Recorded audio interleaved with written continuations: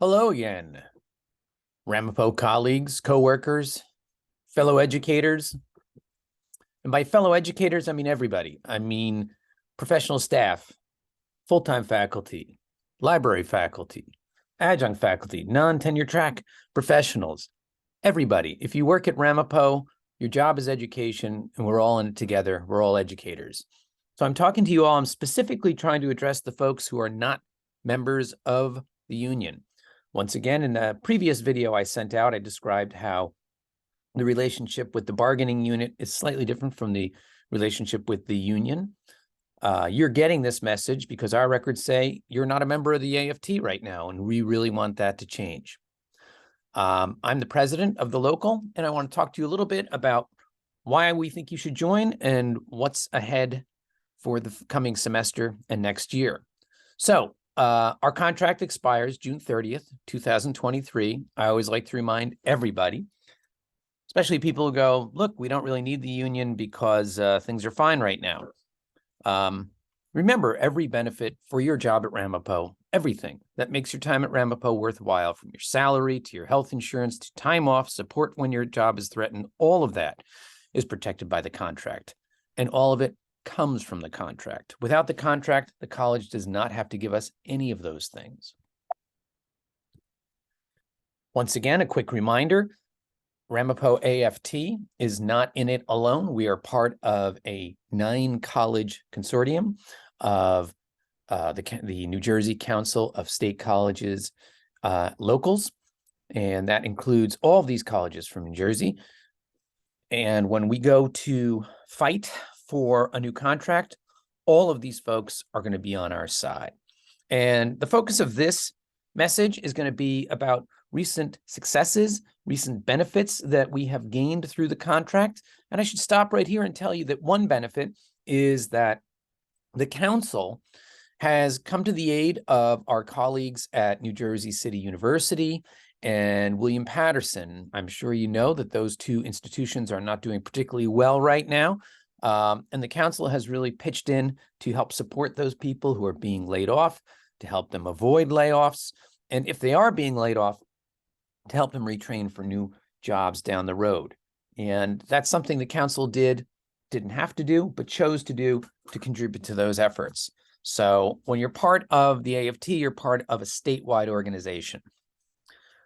What's new in the 2019 contract, or what did we gain from the 2019 contract? Salary increases and increments, 2% increase in each year of the agreement. You might say 2%, that's not a lot. You're right. We would have preferred it to be higher.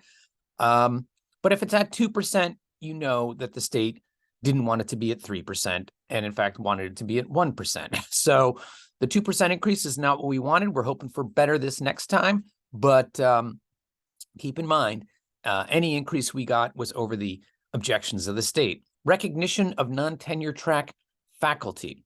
Non-tenure track teaching positions were recognized in the most recent contract, and that recognition comes with rights. That is to say that those our colleagues who are non-tenure track teaching faculty are supported by the contract. They have guarantees of job security in the contract. And while they're not on the tenure track, that is something we would prefer, there are protections for them that the college, that the local can enforce. In fact, we've been working on that recently with a couple of our NTTP colleagues this semester. Increment protection. This part's really important.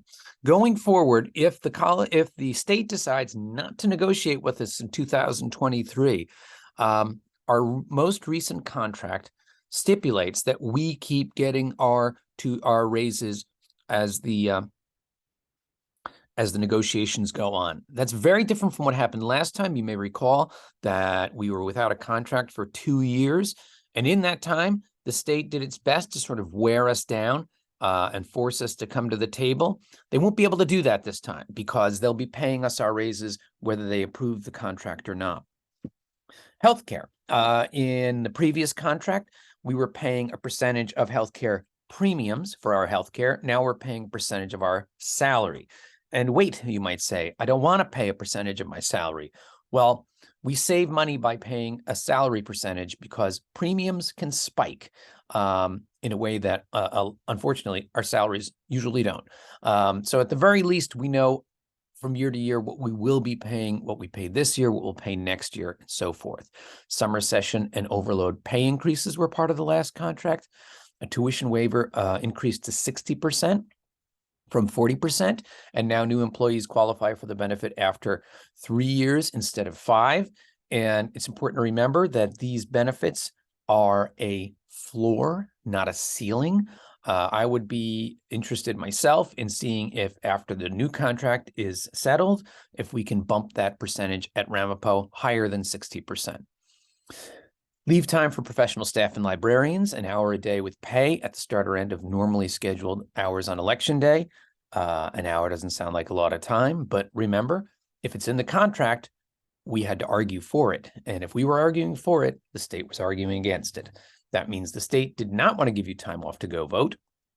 In fact, I'd hazard a guess that maybe they didn't want you to vote at all.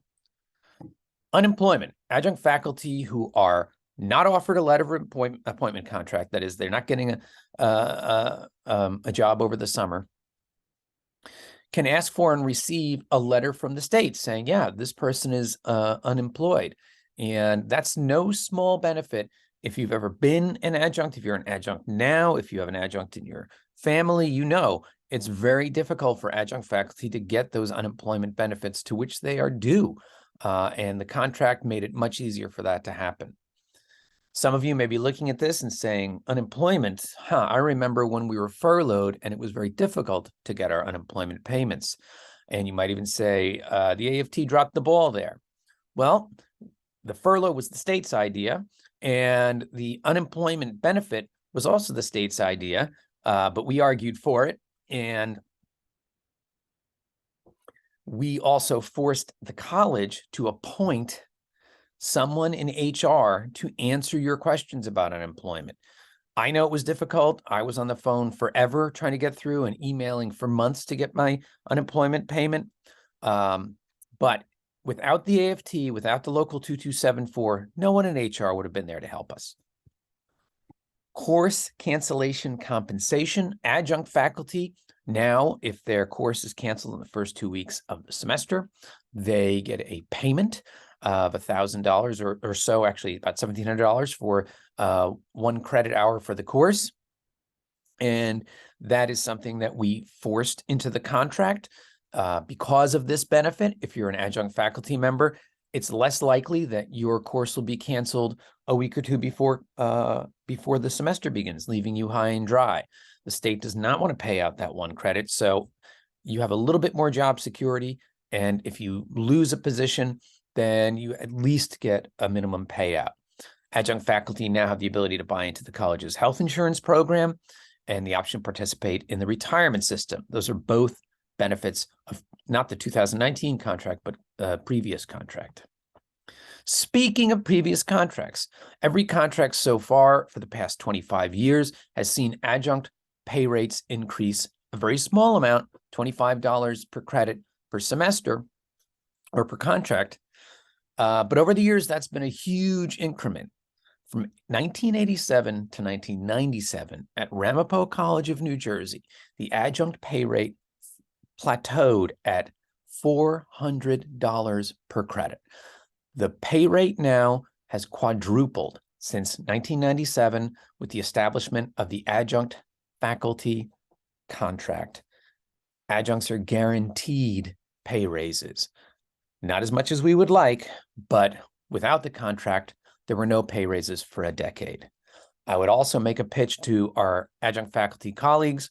If you're an adjunct faculty member and you're not a member of the AFT 2274, it's in your and your colleagues' best interest for you to join. The higher the percentage of adjunct faculty in the union, the more protections they have.